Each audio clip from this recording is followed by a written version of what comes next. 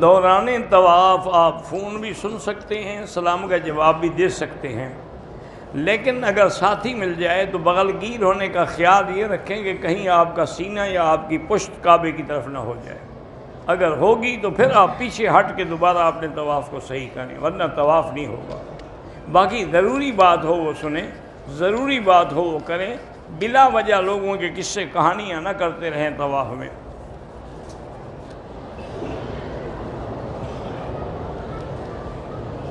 میں ایک گیراج میں کام کرتا ہوں، کپڑوں کو آئل وغیرہ لگ جاتا ہے، کپڑے کالے ہو جائیں کچھ ہو جائیں، پاک ہیں تو نماز ہو جاتی ہے۔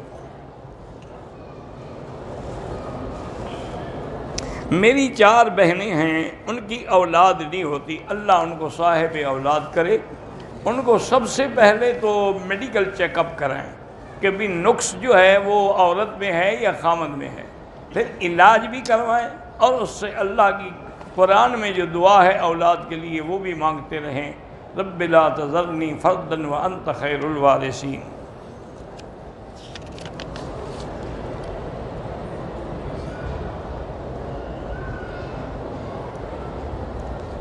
ہمارے محلے میں سب بدعتیوں کی مساجد ہیں، دوسری مساجد میرے گھر سے 1.5 کلومیٹر دور ہیں، وہاں جا کے نماز پڑھنے میں مشکلات ہیں۔ بہرحال اکیلے نماز نہ پڑھیں، اپنے گھر میں جماعت کر لیں، اپنے گھر والوں کو پیچھے کھڑے کر کے خود امام بن جائیں، اکیلے نماز نہ پڑھا کریں، جماعت ضروری ہے۔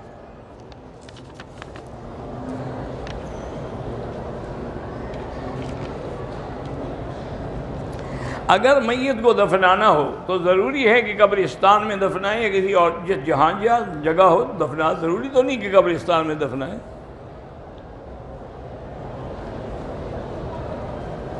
زکوٰۃ کی رقم جو ہے وہ اپنے ملک میں دیں یا اس کا کچھ حصہ مکے میں بھی دیں، یہاں بھی دیں، کوئی بات نہیں، زیادہ ثواب ملے گا۔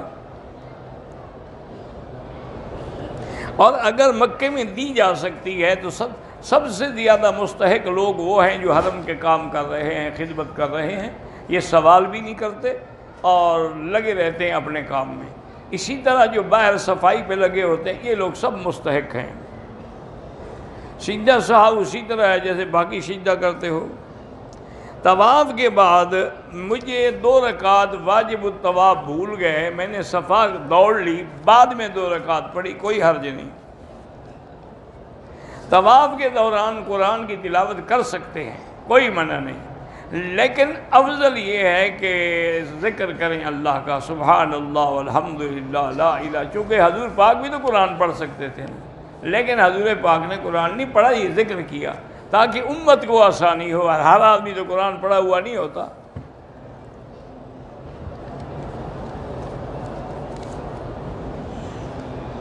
کچھ لوگ قرآنی مقدس اوراق جمع کرتے ہیں، پھر ان کو دوبارہ صاف کر کے استعمال کرتے ہیں، ٹھیک ہے۔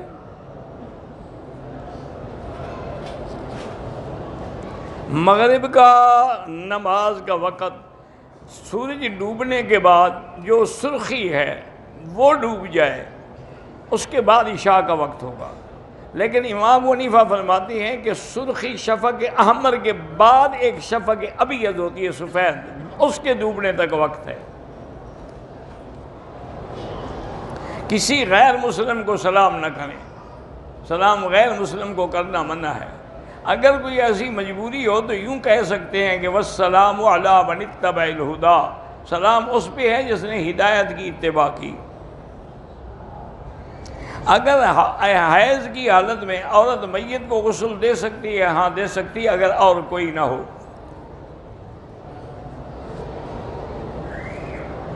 صفا مروہ کے دوران جو لوگ ہاتھ کھڑے کر کے استلام کرتے ہیں وہ ناجائز ہے۔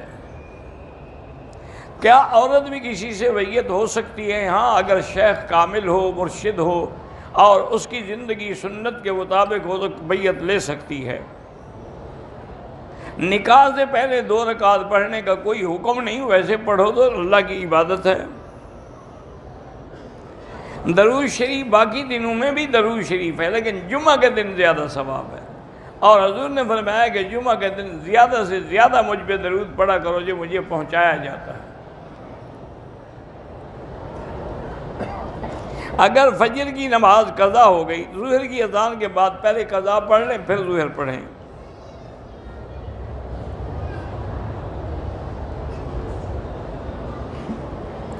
میں وضو سے ہوں، بچے نے میری گود میں پیشاب کیا، میرے ہاتھ بھی گندے ہو گئے، تو اب آپ ہاتھ دھوئیں گے، دوبارہ وضو کی کوئی ضرورت نہیں، وضو تو ہے آپ کو۔ اگر جماعت ہو جائے، جماعت نہ ملے، تو وہ بندہ گھر میں آ کر اپنی بیوی کے ساتھ جماعت کر سکتا ہے، ہاں کر سکتا ہے۔ اگر عورت کو حیض کے 15 دن کے بعد بھی کوئی خون آئے تو اس کے لیے غسل کر کے نماز پڑھیں، سب کچھ کریں، وہ حیض نہیں ہے، وہ بیماری ہے۔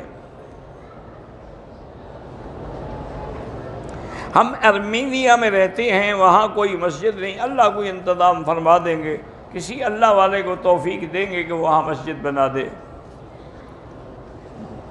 عصر کے بعد نفل کے واجب جو ہے نہ پڑھیں، مغرب کے بعد پڑھیں۔ اسی طرح رفع یدین جو ہے حنفی مسلک میں نہ کرنا بہتر ہے، آمین بھی آہستہ کہنی چاہیے۔ ہمارے جامعہ کے استاد کی والدہ بیمار ہے، اللہ شفا عطا فرمائے۔ میرے شوہر کو بہت زیادہ غصہ ہے، بات نہیں مانتے، گالیاں دیتے ہیں، تو اللہ کا نام ہے یا مانعو یا مانعو یا مانعو، 70 دفعہ پڑھ کے کھانے پہ پانی پہ دم کر کے دیا کریں، انشاءاللہ ٹھیک ہو جائیں گے۔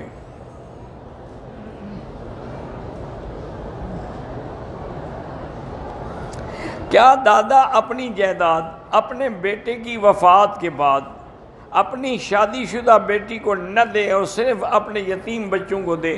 نہیں، سب کا جو ہے وہ اس کو دینا چاہتا ہے، سب کو دے، ورنہ تو ان کو شرعاً تو کوئی میراث نہیں ملے گا کہ ان کے باپ کو نہیں ملا۔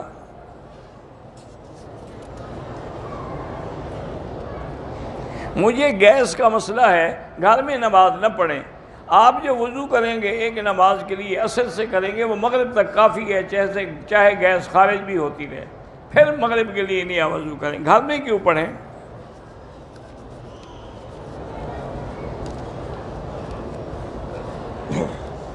بہرحال جو لڑکیاں پڑھاتی ہیں جامعات میں، اگر ایام حیض ہیں، وہ تفسیر جو ہے اس کا اردو حصہ تو پڑھ سکتی ہیں، قرآن کی آیت نہ پڑھیں۔ والدہ کی قبر پہ جا کے روزانہ جمعہ کے دن سورۃ یاسین پڑھنا کوئی ثابت نہیں ہے، گھر میں بیٹھ کے پڑھو، ثواب بھیجو۔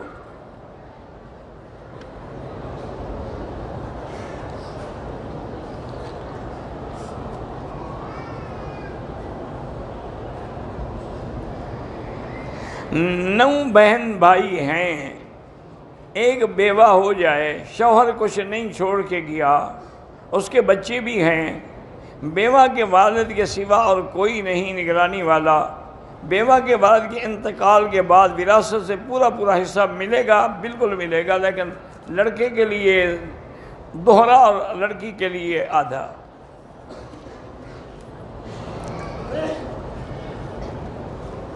بہرحال میں سمجھتا ہوں کہ حضرت مفتی تقی عثمانی کی باتیں جو ہیں وہ بہت زیادہ حق والے ہیں اور حق کے قریب ہیں، اسی طرح ڈاکٹر اسرار بھی۔ فرحت ہاشمی جو ہیں وہ کچھ مسائل میں اختلاف کرتی ہیں، اللہ ان کو بھی ہدایت دے۔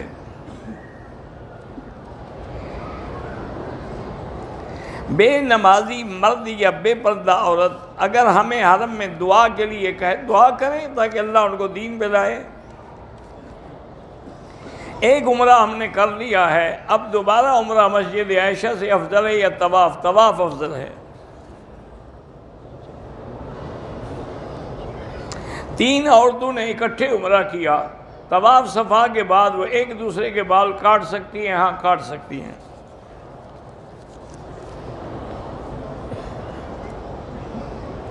بعض لوگ امام کعبہ کی پیچھے نماز پڑھنے کے بعد اپنی نماز لوٹاتے ہیں، یہ وہ لوگ ہیں جن کے نزدیک امام کے پیچھے نماز نہیں ہوتی، بدعتی ہیں، ان کی بات جو ہے بالکل غلط ہے۔ جب جماعت حرم کی چھوڑ کے اپنی کر رہے ہیں، میلاد منانا شرعی اعتبار سے بدعت ہے۔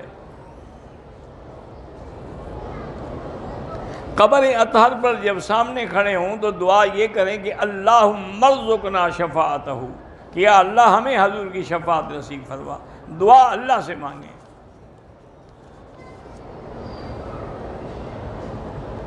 بہرحال حیات برزخی کے ساری دنیا قائل ہے الحمدللہ، تو روح کا تعلق جو ہے وہ ہوتا ہے بدن کے ساتھ۔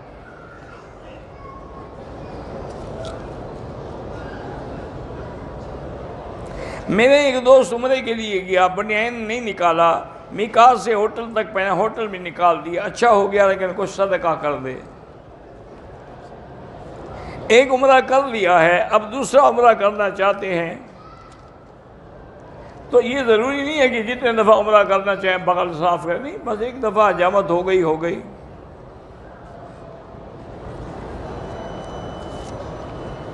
مدینہ منورہ میں ہمارا قیام چند دن ہوتا ہے، ان دنوں بار بار باب السلام سے داخل ہو کر بار بار نہ کریں، زیادہ سے زیادہ دن میں ایک دفعہ جا کے صلاۃ والسلام پڑھیں۔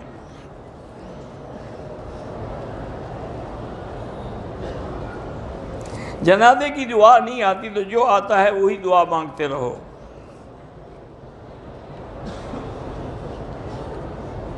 جب روح نے لبیک پڑھ لیا تو اللہ اس کو حج یا عمرہ نصیب کریں گے۔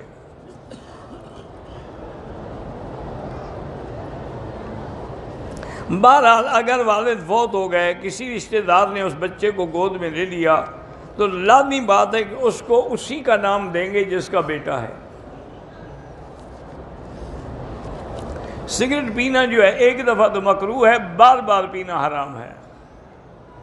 حرام اس لیے ہے کہ اس میں بدبو بھی ہے اور اپنے پیسے کو اپنے ہاتھ سے آگ بھی لگانی ہے۔ طواف اپنے لیے کر کے زندہ کے لیے دعا کریں۔ مولانا عبد الرحیم چترالی صاحب بیمار ہیں، اللہ ان کو شفائے کاملہ صحت عاجلہ عطا فرمائے۔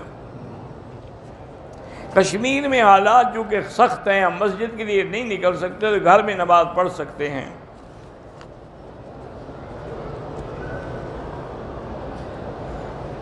بہرحال حضرت عمار بن یاسر شہید ہوئے ہیں، اس میں کوئی شک ہے؟ مسجد نبوی میں 40 نمازیں پڑھیں اور تکبیر اولیٰ بھی قضا نہ ہو، اور مسجد کے اندر ہو، باہر صحن میں بھی نہ ہو، تو اللہ اس کو نفاق سے اور جہنم سے بری فرما دیتے ہیں۔ مسجد عائشہ سے بار بار عمرے کے بجائے بار بار طواف کرنا زیادہ افضل ہے۔ زندہ لوگوں کے لیے آپ اپنے لیے کر کے ان کے لیے دعا کریں، اللہ ان کو ثواب دے۔ مکے میں کام کرتا ہوں، چھٹی پہ جاتا ہوں، بہرحال آپ حق کی بات کرتے رہیں، جھگڑے ہوتے ہیں تو ہوتے رہیں، پیغمبروں سے بھی تو لوگ جھگڑے کرتے رہے ہیں نا۔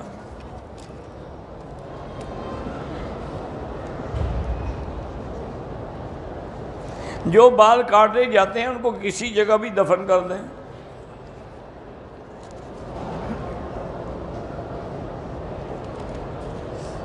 میرے والد کی آنکھوں میں اللہ ان کو شفا عطا فرمائے۔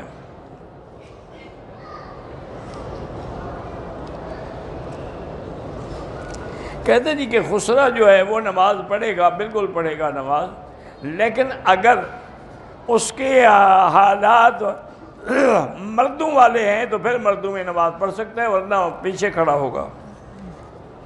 اب کہتے ہیں حرم میں خیال نہیں کرتے، حرم میں دیکھتے پھریں کہ کون محیرہ ہے کون نہیں ہے۔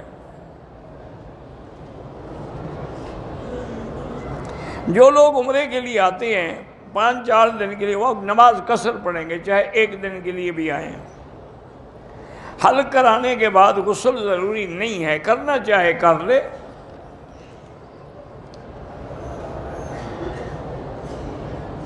گھر میں برکت کے لیے اللہ تعالیٰ کے نبی نے فرمایا ہے کہ جب گھر میں داخل ہوں تو وہاں السلام علیکم کہیں، اگر کوئی نہ ہو تو حضور پر سلام کہیں، والصلاۃ والسلام علی رسول اللہ، اور سورۃ اخلاص قل هو اللہ احد 1 دفعہ پڑھیں تو انشاءاللہ رزق کی برکت ہوگی۔ اذان کے فوراً بعد قضا نماز پڑھ سکتے ہیں۔ 30 دن یا 40 دن ختم قرآن، یہ سب بدعت ہیں۔ 11ویں شریف اور 12ویں شریف یہ بھی سب بدعت ہیں۔ جمعہ کی پہلی اذان کے بعد سنت نہیں پڑھ سکتے، وہ تو اعلان کے لیے ہے۔ دوسری اذان جو ہے وہ آج کل ہوتی ہے تقریباً 12:25 پہ، آپ 12:15 پہ سنتیں پڑھنا شروع کر دیں۔ شیعہ سارے بھی کافر نہیں ہوتے، لیکن جو حضرت صدیق کی صدیقیت کا، صحابیت کا منکر ہے یا بی بی عائشہ کی عصمت کا منکر ہے وہ کافر ہے۔ نفلی طواف میں بھی تصویریں ویڈیو نہ بنایا کریں۔ احرام کی حالت میں اگر منہ پہ کپڑا لگ جائے کچھ نہیں ہوتا، احرام کھل جائے پھر بھی باندھ سکتے ہیں۔ بہرحال میں نے بتا دیا نا کہ جو شیعہ سیدہ عائشہ کی عصمت کا منکر ہے، قرآن کا منکر ہے، حضرت صدیق کی صدیقیت و صحابیت کا منکر ہے، وہ کافر ہے۔ میں مسجد عائشہ سے عمرہ کیا، بیوی نے نہیں کیا چونکہ وہ حیض میں تھی، اس نے آج غسل کیا، میں اس کے ساتھ مسجد عائشہ گیا، بیوی نے وہاں نیت کیا، آپ نے ٹھیک ہے کوئی ضروری نہیں ہے وہاں سے، انہوں نے تو کرنا تھا چونکہ حیض سے پاک ہوئی ہے۔ پاکستان میں بیوہ یا مطلقہ عورت سے نکاح کرنے کو برا سمجھیں، یہ بہت بڑا گناہ ہے اور یہ ہندو کی رسم ہے۔ حضور پاک صلی اللہ علیہ وسلم کی پہلی شادی جو ہے وہ بیوہ سے ہے، اور بہت ساری شادیاں ہیں جو آپ کی اکثر بیوہ سے ہیں۔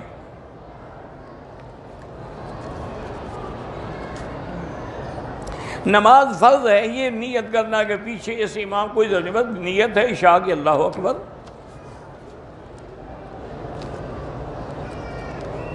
میری اہلیہ کہ دل ہر وقت پریشان، اللہ کا ذکر کریں انشاءاللہ اطمینان نصیب ہوگا۔ ایک غریب آدمی اس پہ دم آ گیا ہے اور کفارہ نہیں ہو سکتا، وہ اپنے ملک چلا جائے، جب اللہ اس کو پیسے دے تو وہاں سے پیسے بھیج کر کسی دوست سے دم کروا دے۔ ہمارے محلے کا لڑکا جو ہے لڑکیوں کے نام لڑکوں کو بتا دیے، بالکل غلط بات ہے، اس کو سختی کر سے منع کریں۔ میری بیوی کو پتے میں پتھر ہے، اللہ شفا عطا فرمائے۔ ویسے میں نے پہلے بھی بتایا تھا کہ سسٹون نامی ایک دوائی ہے، وہ لیں تو انشاءاللہ بغیر آپریشن کے پتھری نکل جائے گی۔ روحانیت یہ ہے کہ دل اور دماغ متفق ہو، روحانیت کا معنی یہی ہوتا ہے۔ عشق رسول یہ بھی روحانیت ہے۔ اسلامی بینک سے قرضہ لے سکتے ہیں۔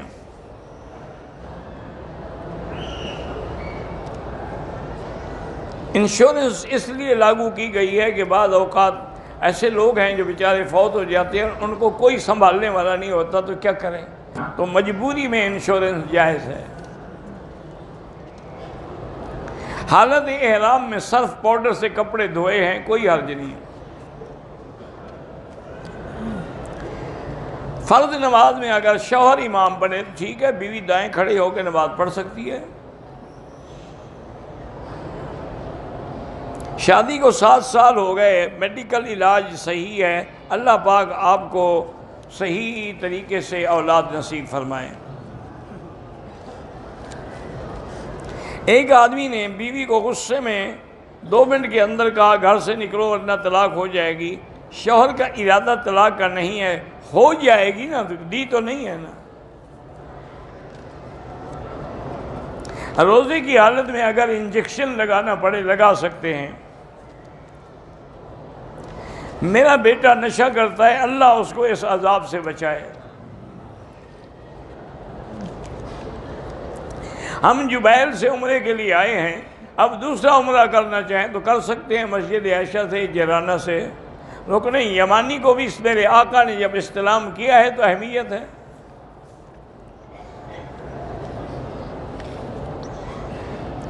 سرکاری نوکری میں ہمیں کرنی ہے تو آپ زیادہ سے زیادہ اللہ سے استغفار پڑھ کے دعا کرتے رہیں۔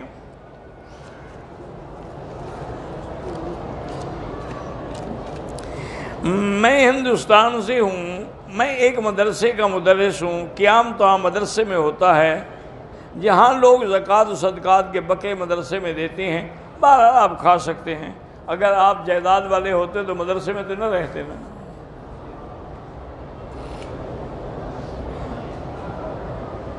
عبد الوہاب پاریخ نے سلام کہا ہے، وعلیہ السلام۔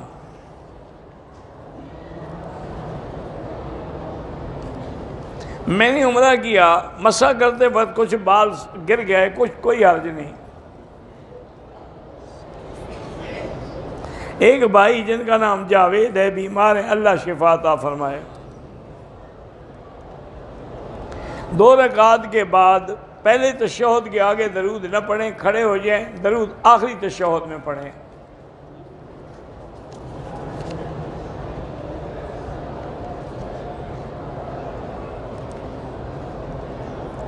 میں والدان کے ساتھ ہوں اور 3 بہنیں بھی ہیں، لیکن میری بیوی فیملی کے ساتھ رہنا نہیں چاہتی، اس کو الگ کر کے رکھو، لیکن آپ اپنے والدین کی خدمت نہ چھوڑو۔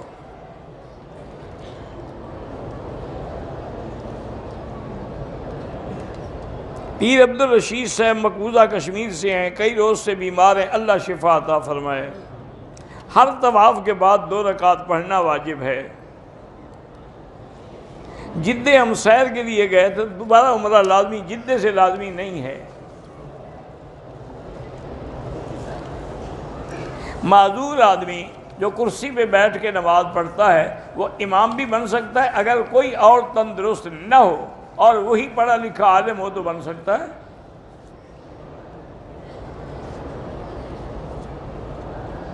میری 3 بہنیں ہیں، عالمہ ہیں، رشتے نہیں ہو رہے، سورۃ الرحمن 3 دفعہ پڑھ کے دعا کیا کریں۔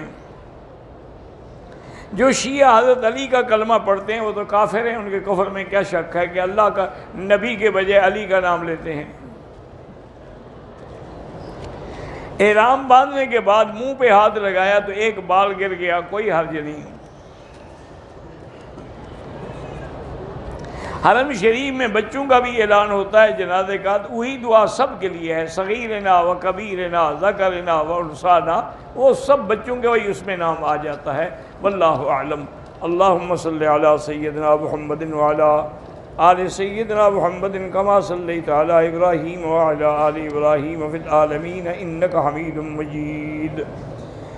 یا اللہ یا اللہ یا اللہ یا رحمان یا رحیم یا حی یا قیوم یا ذی الجلال والاکرام، یا الہی الہنا الہ کل شیء، الہا واحدا لا الہ الا انت، اللہم انت المیسر لکل یسیر وانت علی کل شیء قدیر، یا لطیف الطف بنا فی تیسیر کل یسیر، فإن تیسیر کل عسیر علیک یسیر، اللہم یسر امورنا و امور اولادنا و اولاد اولادنا و بناتنا و اخواننا و اخواتنا و امور المسلمین و امور من اوصانا و استوصانا مع الراحة لقلوبنا و ابداننا والسلامة والعافیة فی دیننا و دنیانا، اللہم لا تجعل مصیبتنا فی دیننا ولا تجعل الدنیا اکبر ہمنا ولا مبلغ علمنا ولا إلى النار مسيرنا واجعل الجنة هي دارنا وقرارنا، اللهم انصر الإسلام والمسلمين، اللهم احفظ سائر بلاد المسلمين، هذا البلد الأمين فاجعل آمنا مطمئنا سخاء رخاء إلى يوم الدين۔ یا اللہ بیماروں کو شفا عطا فرما، یا اللہ ہماری ظاہری باطنی روحانی جسمانی بیماریاں پریشانیاں دور فرما، یا اللہ بے حیاؤں کو حیا عطا فرما، بے اولادوں کو اولاد صالح عطا فرما، یا اللہ جن کے گھروں میں بچیاں ہیں ان کے رشتے آسان فرما، یا اللہ بے روزگاروں کو روزگار عطا فرما، قرض داروں کے قرض عطا فرما، یا الہ العالمین پورے عالم میں جہاں مساجد ہیں، مدارس ہیں، دین کے ادارے ہیں، تبلیغ کے ادارے ہیں، ان کی حفاظت فرما، دین کے کام کرنے والوں کی حفاظت فرما اور علماء کی حفاظت فرما، یا اللہ مسلمان کشمیر میں ہیں، ہندوستان میں ہیں، فلسطین میں ہیں، حلب میں ہیں، شام میں ہیں، روہنگیا میں ہیں، عرب میں ہیں، عجم میں ہیں، افغان میں ہیں، ان کی جان مال آبرو عزت کی حفاظت فرما، یا اللہ پاکستان کی حفاظت فرما، پاکستان کو یہود ہنود اور قادیانیت کے شر سے محفوظ فرما،